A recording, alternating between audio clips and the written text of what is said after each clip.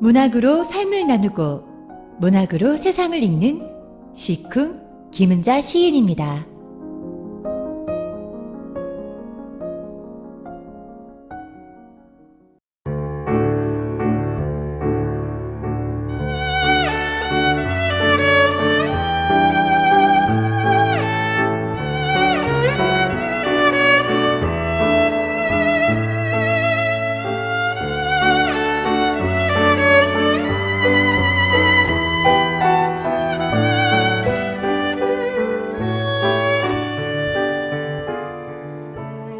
여러분 안녕하십니까? 문학으로 삶을 나누는 시쿵의 김은자입니다. 한 주가 지나고 이렇게 또 만났습니다. 코로나 바이러스로 세상은 두렵고 침잠되는 것 같기도 하지만 우리들의 얘기는 끝나지 않았다는 것. 또 이렇게 문학이 우리 삶의 연결고리가 되고 동력이 되어주네요. 청취자 여러분들 한 주 동안 건강 잘 지키셨죠? 조금씩 날이 따스해져 가고 있습니다. 이렇게 힘든 가운데에도 봄이 오고 있다는 건 대단한 희망입니다. 요즘에 창밖을 보면요, 소리가 없는 것 같은 그런 느낌이 들어요. 지나가는 사람들도 많이 없는 것 같고요. 차도 많이 없어진 것 같고요. 침묵이 깊어가는 그런 기분이 듭니다. 새해가 새해라서 그런지요. 그런 느낌이 좀 듭니다만 분명한 건 그 가운데에서도 봄이 오고 있다는 겁니다. 나무들의 봉우리들이 많이 커졌습니다. 볕도 하루가 다르게 환해지고 있고요. 이제 헝클어진 정원을 가꾸고 꽃필 날을 기대하면서 꽃씨를 뿌릴 때가 된 것 같아요. 오늘도 꽃씨를 심는 마음으로 여러분들의 시쿵 시작하겠습니다.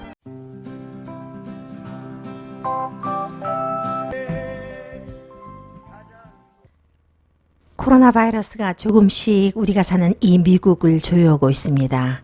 잘 나갈 때는 모르겠는데요.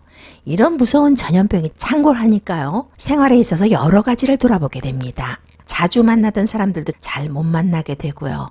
꼭 가야 하는 모임도 삼가게 되면서 우리가 얼마나 좋은 세상에 살았었던가 하는 생각을 하게 돼요. 뭐라 해도 적어도 이런 전염병은 걱정하지 않고 살았잖아요. 충분히 그럴 수 있는 형편이었는데 가족이나 친지들 좀 더 가깝게 대하지 못한 것, 좀 더 자주 만나지 못한 것, 좀 더 함께하지 못한 것 되돌아보게 됩니다. 풍요 속의 빈곤이었다고나 할까요? 코로나19를 지나면서 우리는 참 많은 것들을 배웁니다. 여러분들에게 시 한 편 소개해드리는 시간입니다. 요즘 세상 돌아가는 것이요. 우리가 살던 세상이 아닌 곳에 사는 기분이 좀 들죠. 뭐라고 어떻게 딱히 명명 짓기 힘든 세상, 이상하면서도 낯선 세상에 당도해 있는 것 같은 기분이라고 할까요? 그래서 오늘은요, 곽재구 시인의 사평역에서라는 시를 소개해 드리겠습니다.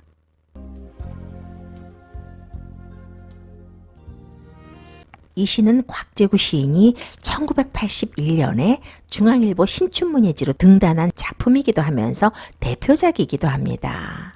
시인들이 담고 싶어하는 시이기도 해요. 또 외우고 싶어하는 시이기도 하고요. 가난하고 소외된 자들의 삶의 애환을 조용하게 응시하는 작품입니다.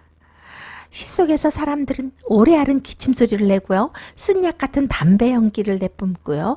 또 아무 말도 하지 않은 채 막차를 기다리고 있잖아요. 현재의 삶의 무게를 묵묵 짊어지고 있는 모습이 보입니다. 시에 나타난 비극적 서정이요.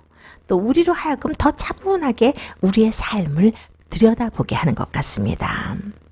이 시는 전체적으로요. 고요함이 녹아있는 시예요.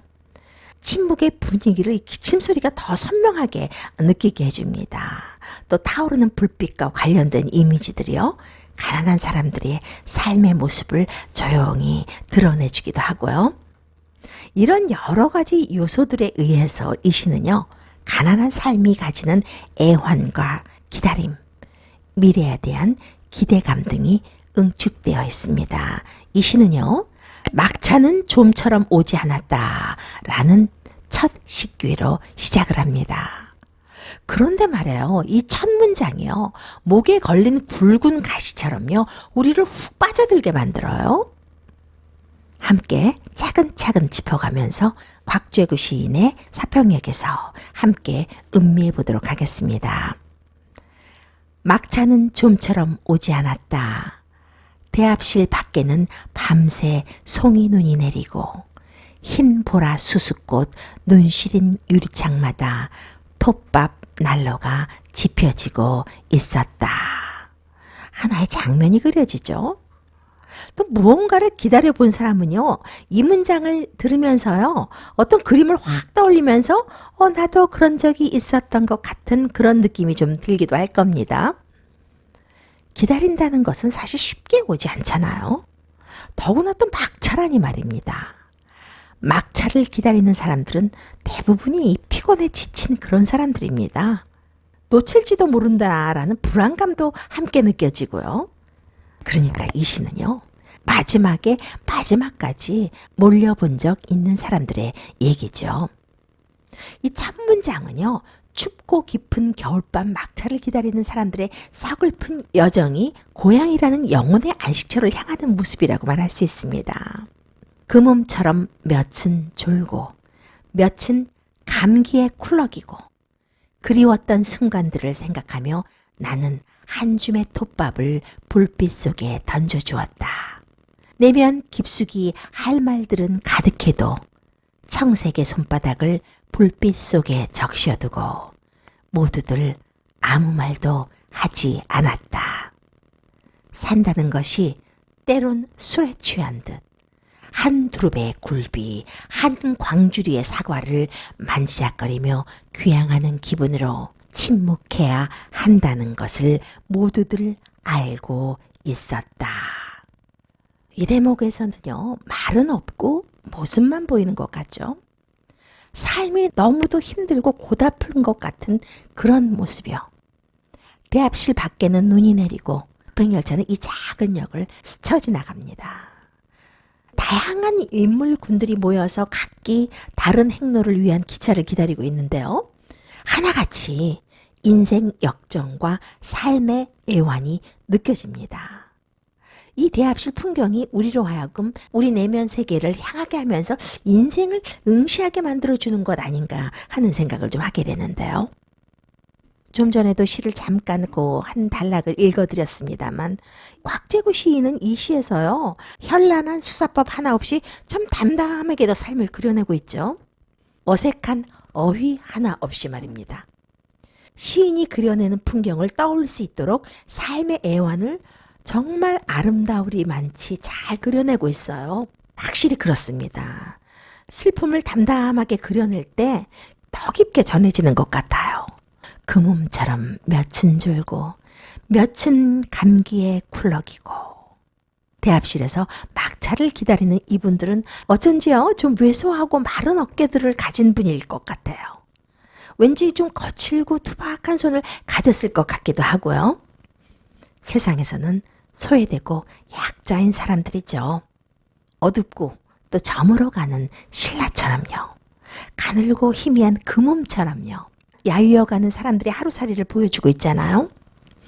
그런데 그것이 말입니다. 그들만의 얘기가 아니라 한없이 작아지던 시간이 잘박거리던 그날들이 여전히 내게도 있다는 것이 이 시를 나의 이야기로 만들어줘요. 오래 앓은 기침소리와 쓴약 같은 입술 담배 연기 속에서 싸륵싸륵 눈꽃은 쌓이고, 그래 지금은 모두들 눈꽃의 화음에 귀를 적신다. 참 비극적 서정이 돋보이는 구절입니다. 기다림과 쓸쓸한 이미지를 지닌 막차도 막차지만요, 송이눈, 또 고달픈 삶의 무게를 느끼게 하는 오래 앓은 기침소리, 쓴약과 같은 입술 등 이들이 얼마나 소외된 사람들인지 알려줍니다. 눈꽃이 싸륵싸륵 소리를 내며 쌓여간다고 하잖아요. 서러움도 새하얀 눈으로 덮일 것이다 라고 위로하는 말입니다.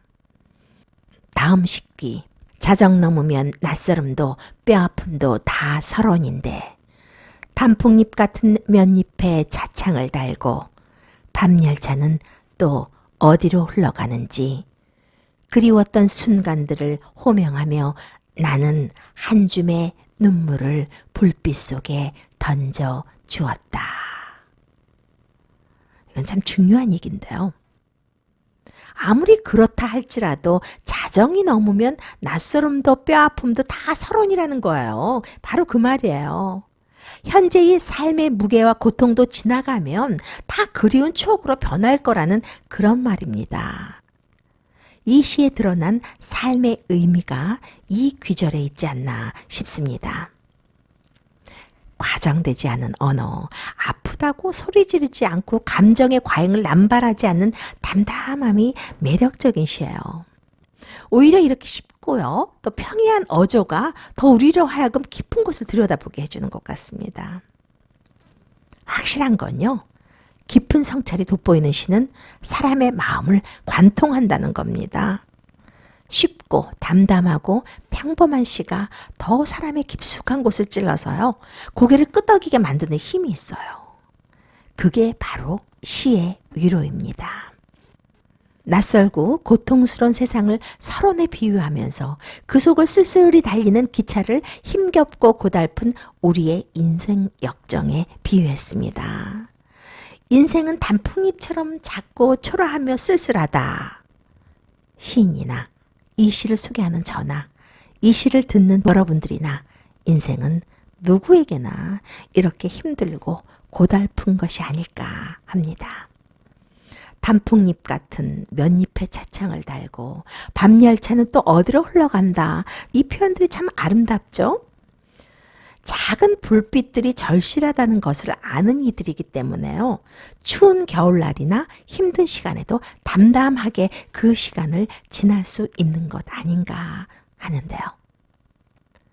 그리웠던 순간들을 호명하며 나는 한 줌의 눈물을 불빛 속에 던져주었다 라는 식기가 가슴을 퍽 치는 것 같은 요즘입니다. 요즘 코로나 바이러스가 이렇게 온 세계에 창궐한데 저는 요즘 이 시가 문득 떠오르는 거예요. 살아가는 동안 우리의 많은 눈물과 힘든 시간들과 만나게 되지만 또 그 역을 떠나고 또 다른 곳을 향해야 될 때가 온다는 겁니다. 코로나 바이러스로 인해서 힘든 시간에 있는 요즘이라 그런지 이 시가 저는 오히려 이 서글픔을 넘어서요, 눈물 겹도록 따스한 메시지로 다가온다 하는 느낌이 들어서 소개해드린 시였습니다. 한 줌의 눈물을 불빛 속에 던져주었다. 눈물이라는 표현을 했지만 눈물이 불빛이라는 단어하고 만나면서 희망이 느껴지기도 합니다. 재미있는 것은요, 이 사평역은요, 곽재규 시인의 시집 제목이기도 하지만요, 실제로는 존재하지 않는 역이라고 해요. 실제 이 모델은요, 남강주역이라는 것이 정설이 있기는 합니다만 광주 일대에서 사평이라고 하면요, 화순군 남면으로 통한다고 합니다. 근데 거기엔 철도가 없다고 해요. 경전선이 아닌 전라선성에 있는 역이다 라는 말도 있고요. 학구역과 괴목역 사이에 있는 역이다 라는 말도 있고요. 참 말이 많습니다. 그런데 실제로 존재하지 않는 역이라고 하네요. 세상 모든 사람들이 발붙이고 살아야 할 내면의 쓸쓸한 공간이 바로 사평역이 아닐까 하는 생각을 해봅니다. 보통 시인들이요, 이 자신의 등단작이나 당선작이 대표작이 되는 분들은 많이 없습니다. 곽재구 시인의 이 사평역에서라는 시는요, 당선작이기도 하면서 이 대표작이 되어버렸어요. 이 시는 참 많은 사람들에게 알려진 시죠. 곽재구 시인은 언젠가 이런 말을 한 적이 있습니다. 이 시는 축복이면서 동시에 감옥과도 같은 시입니다 라고요. 좋은 시가 어떤 시겠습니까? 마음으로 읽히는 시, 인생에 대한 깊은 사유가 있는 시, 또 오래된 묘비와도 같은 시, 또 마음속으로 뚜벅뚜벅 걸어 들어오는 문장들이 숨어있는 시, 사물의 본질을 꿰뚫는 시, 낯선 시선으로 나와 사물이 또 서로 취한다면서 나와 우리의 내부와 외부를 순식간에 연결시켜주는 시, 온몸으로 맞부딪히면서요. 그러면서도 뜨거우면서도요. 한없이 낮으면서도요. 그러나 담담하면서도요. 또 절절한 시. 그런 시가 좋은 시가 아닌가 생각할 때 곽지구 시인의 이 사평역에서는 우리를 짙게 물들여주고도 남음이 있는 시입니다. 이 시를 쓴 곽재구 시인은요, 1954년 광주에서 출생했습니다. 전남대학교 국문학과와 숭실대학교 대학원 국문학과를 졸업했습니다. 1981년 중앙일보 신춘문예에 좀 전에 소개해드린 사평역에서라는 작품으로 등단했고요. 시집으로는 사평역에서, 서울새노야, 참 맑은 물살 등이 있고요. 현재 순천대학교 문예창작학과 교수로 재직 중에 있습니다. 신동엽 창작기금과 동서문학상을 수상하였습니다. 노래 하나 듣고 또 다음 얘기 이어가도록 하겠습니다.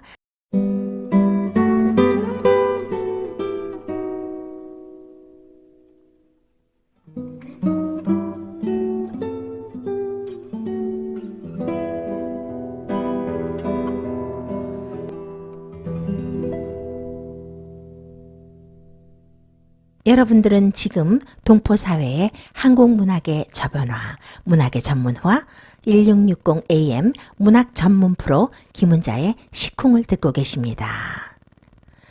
한국 문학의 원로 문덕수 시인이 지난 13일에 숙환으로 별세했습니다. 향년 92세입니다.